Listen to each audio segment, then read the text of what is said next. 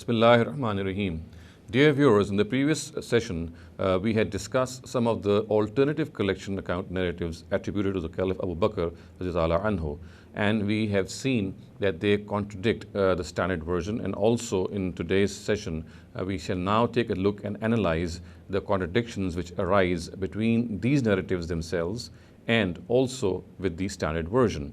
So in the previous session, I had read out and translated the alternative accounts which depict the first collection also to Abu Bakr, but obviously because of time constraint, we were not able to analyze those narratives. So in this session, we are going to analyze those narratives vis-a-vis their isnad and vis-a-vis their content as well. So first we'll take a look at the content and see how they contradict not only one another, but also the standard version. So in this regard, let's first start with the first point, and that is the narrative recorded by Al-Yaqubi shows that 75 scribes wrote out of the Quran, as opposed to what most of the narratives say, that it was Zayd who wrote out the Quran. The narrative also shows that the Quran was the written Quran was to be presented before Sayyid ibn al-As for checking. On the other hand, Zayd ibn Sabit's narrative recorded in the Muqaddimah Kitab al-Mabani shows that Aban ibn Sa'id was deputed by Abu Bakr as a companion to Zayd in this task. While Zayd ibn Sabit's narrative recorded in the Tabri's tafsir shows that Aban ibn Sa'id was deputed by Usman as a companion to Zayd in this task. On the other hand, the narratives attributed to Abu al-Aliya show that Ubay dictated the Quran while a group of people wrote it down, while the narrative attributed to Ubaydullah ibn Abdullah, which shall be discussed slightly later, we show that the scribe, this narrative shows that the scribe who wrote out the Quran was actually Usman ibn Affan. The next point that needs to be discussed vis-a-vis these contradictions is that the narratives of Zayd ibn Sabit recorded in Tabri's tafsir and in the Muqaddimah of Kitab al-Mabani, they have the same chain of narration. If we view those narratives, we'll find out that they have the same chain of narration in the first four persons. The first four people are absolutely common. It is after Umara ibn Ghaziyah that these chains start to diverge. However, both contradict one another completely, as well as other narratives, and I am now going to discuss some of these stark contradictions. So we are going to take up the contradictions which we find in the two narratives recorded, which have been reported at the behest of Zayd ibn Sabit. He is the person who reports them. So one of them is in the tafsir of Tabri, and the other is in the Muqaddimah of Kitab al-Mabani.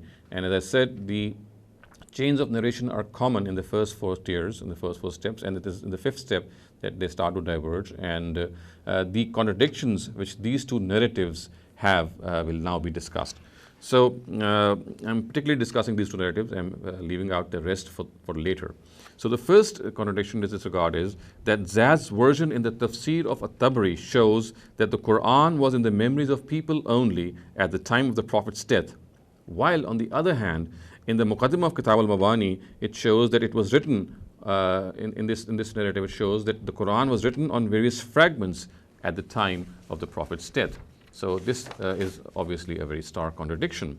The next contradiction in this regard is that Zayd's version in the tafsir of At-Tabari shows that the Quran was written on pieces of parchment, bone tablets, and leaf stalks in the time of Abu Bakr, and it was later in the time of Umar that a complete copy was made.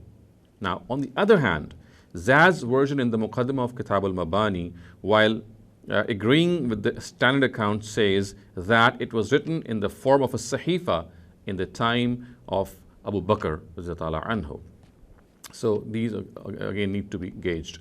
So in the next contradiction, we will see that Zayd's version in the tafsir of At-Tabari shows that the two sets of missing verses, those of Surah Tawbah and Surah Ahzab, were found in the time of Uthman, while Zayd's version in the Muqaddimah of Kitab al-Mabani shows that these were found, on the other hand, in the time of Abu Bakr.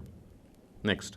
So in the next contradiction, we see that Zayd's version in the tafsir of At-Tabari, Usman had the decisive word regarding the orthography of the word At-Tabut, whereas Zayd's version in the Muqaddimah of Kitab al-Mabani shows that it was Abu Bakr in his times who had the decisive word. So these are absolutely two contradicting things.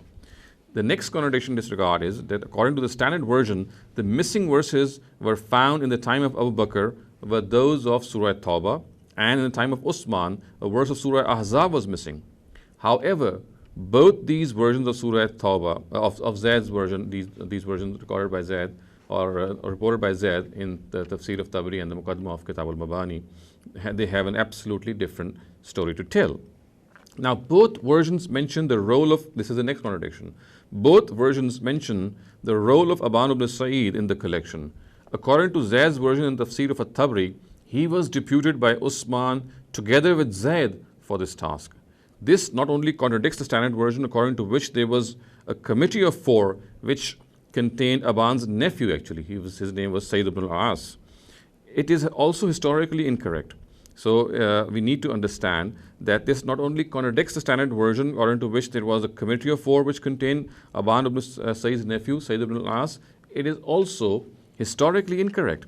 As pointed out by Abu Shamma, this cannot be true since Aban was actually killed in Syria in 13th Hijrah. So this obviously cannot be true.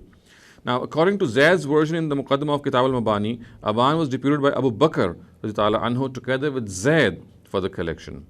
This not only contradicts Zayd's version in the Tafsir of At-Tabari, it also contradicts the standard version of the collection of Abu Bakr, according to which Zayd was alone in this task.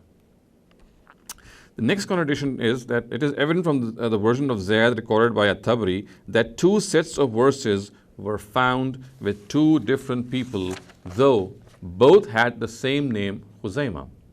On the other hand, his version recorded in the Muqaddimah of Kitab al-Mabani shows that both sets of verses were found with the same person, Khuzaimah ibn Sabit. Next, the version of Zayd recorded by At-Tabari and the one recorded in the Muqaddimah of Kitab al-Mabani both say that the both sets of missing verses were found at the same time. The former saying that they were found in the time of Usman, and the latter saying that they were found in the time of Abu Bakr.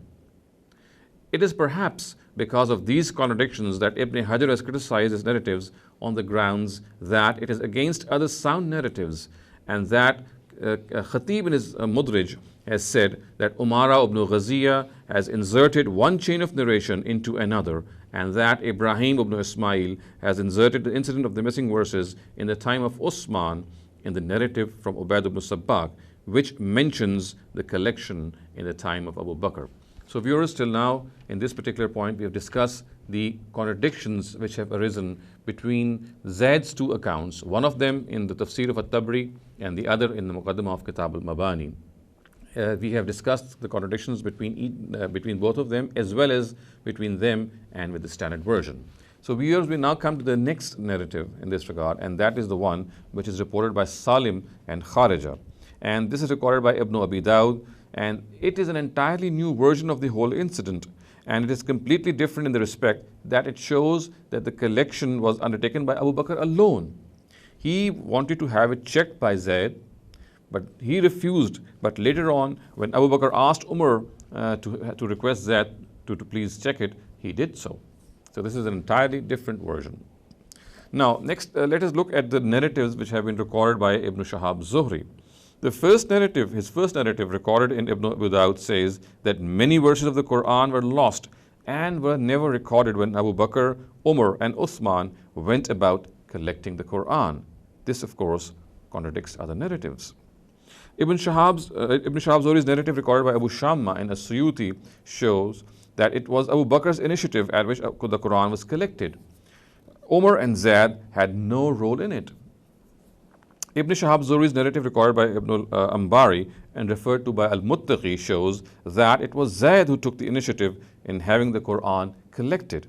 This is in contradiction with the standard collection, the standard accounts, which show that it was Umar who took the initiative and Zayd had to be convinced to undertake this task. So finally, the narrative recorded by Abad ibn Abdullah ibn Zubair, recorded by Ibn Abi Dawud, shows that the missing verses were found with Haris ibn Khuzaimah, which contradicts the standard version that mentions the name of Khuzaimah or Abu Khuzaimah. So in this particular version, we find that the name or the person with whom these missing verses were found was Haris ibn Khuzaimah, which is different from Abu Khuzaimah and Khuzaimah ibn Sabit. This narrative also shows that the missing verses were not part of any surah, because Umar opined that if there were three, he would have made a separate surah out of them. So viewers, you can see that all these accounts which were read out in the previous session, they have these stark contradictions with one another and also with the standard account. Not only this, let us now move on and also see how their chains of narrations are with regard to historical criticism.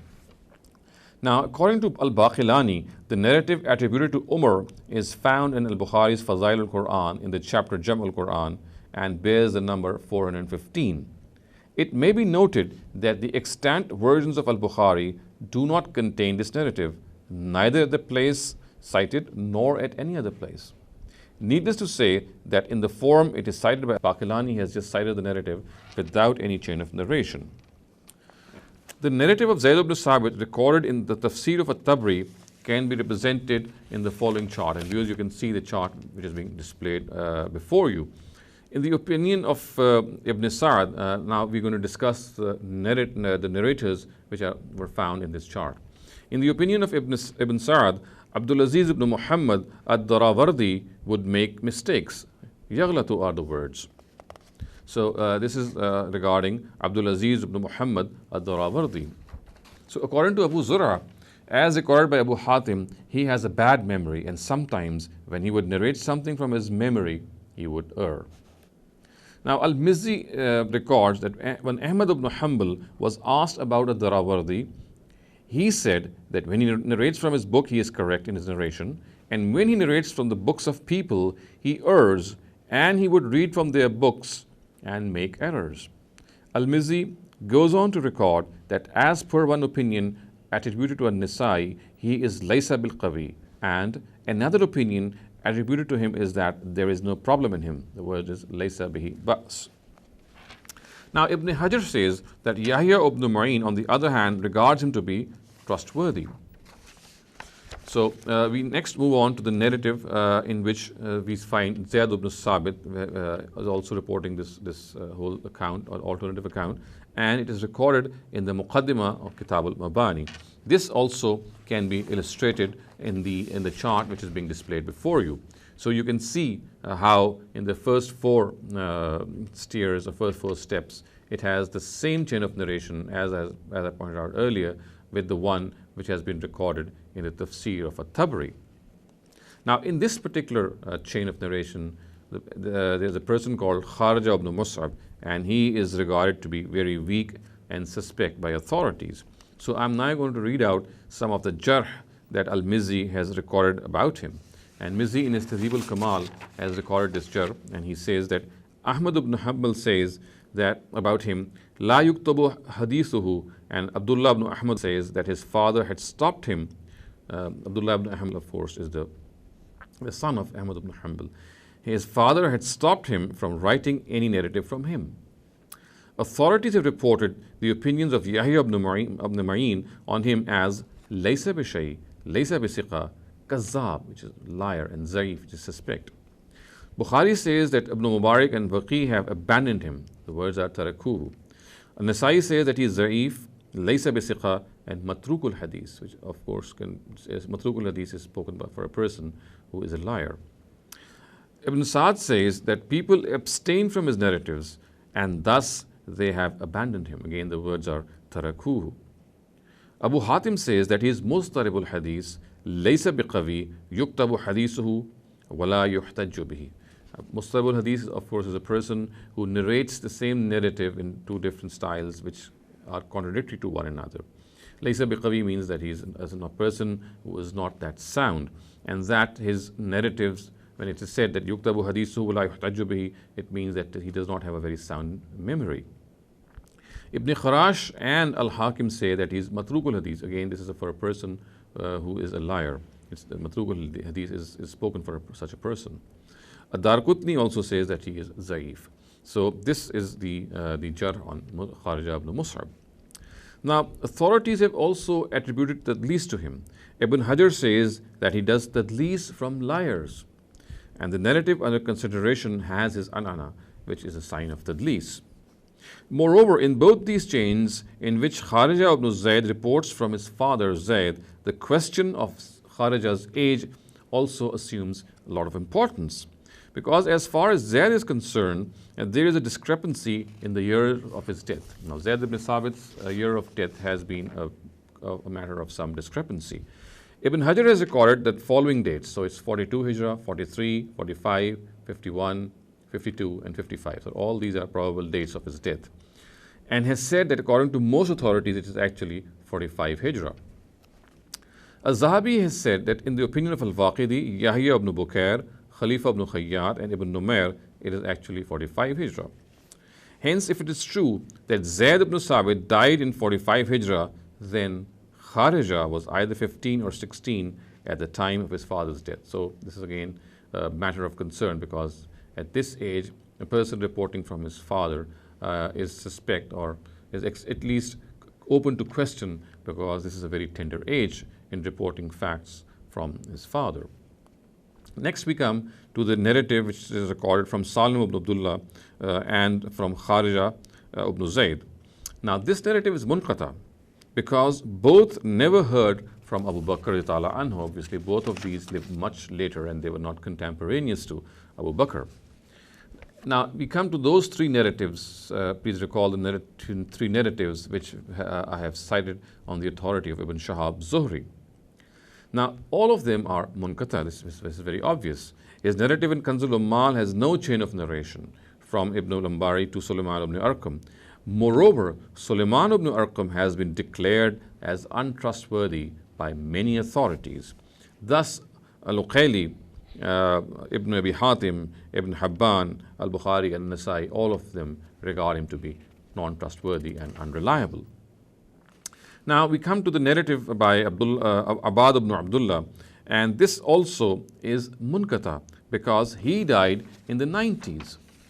And moreover, Muhammad ibn Ishaq, which he is found in his chain of narration, he is also regarded to be among the Imams of Al-Maghazi, although he is regarded to be the Imams of Al-Maghazi, but Al-Mizzi has recorded the following jarh on him. In the opinion of Abdullah ibn Ahmed, he is laysa bihujja. Ahmed ibn Abi Khaysama says that he heard Yahya ibn Ma'in say, laysa bihi ba's.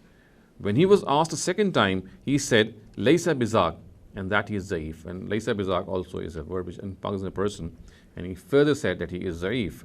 And now Ahmed ibn Abi Khaysama says that when he asked Ahmed ibn Abi Khaysama says when he asked Yahya ibn Ma'in about him at another instance, he replied, "Indi saqim, laysa bil qawi." So he says that to me he is a person who is suspect and does not have a strong memory. And An-Nasai says, laysa bil qawi. Az-Zahabi records that Yahya ibn Sa'id al-Qattan bore witness that Muhammad ibn Ishaq is a liar. And viewers, you can see the illustration of this narrative on your screens. It is being displayed. Now, both narratives of Abu al-Aliya are munqata. Abu al-Aliya died in 90 Hijrah, around about the 90 Hijrah, but both have some flaws, other flaws as well. And in all the variants of these narratives, Abu Ja'far Razi reports from Rabi ibn Anas. Ibn Habban says that people refrain from narratives of Rabi ibn Anas, which are reported by Abu Ja'far al-Razi, because they have many discrepancies. In the narrative under discussion, Abu Ja'far al-Razi narrates from Rabi ibn Anas. So, of course, this criticism will apply. Ibn Hajar says about Rabi ibn Anas, Sadukun lahu oham, which means though he is truthful, but he forgets, he is forgetful. Now, as far as Abu Ja'far al-Razi himself is concerned, we also need to see the fact that Al-Mizzi has recorded some jarh on him. And this is, in the opinion of Ahmad ibn Hanbal, he is laysa biqawi fil hadith. This is what Ahmad ibn Hanbal says. Yahya ibn Ma'in says, yuktabu hadithuhu, but also errs, walakinnahu yukhti, so he also makes errors.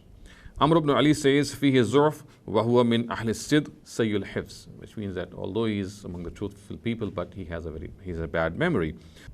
Abu Zur'a says he is about him the yahimu kathiran, that he makes a lot of mistakes.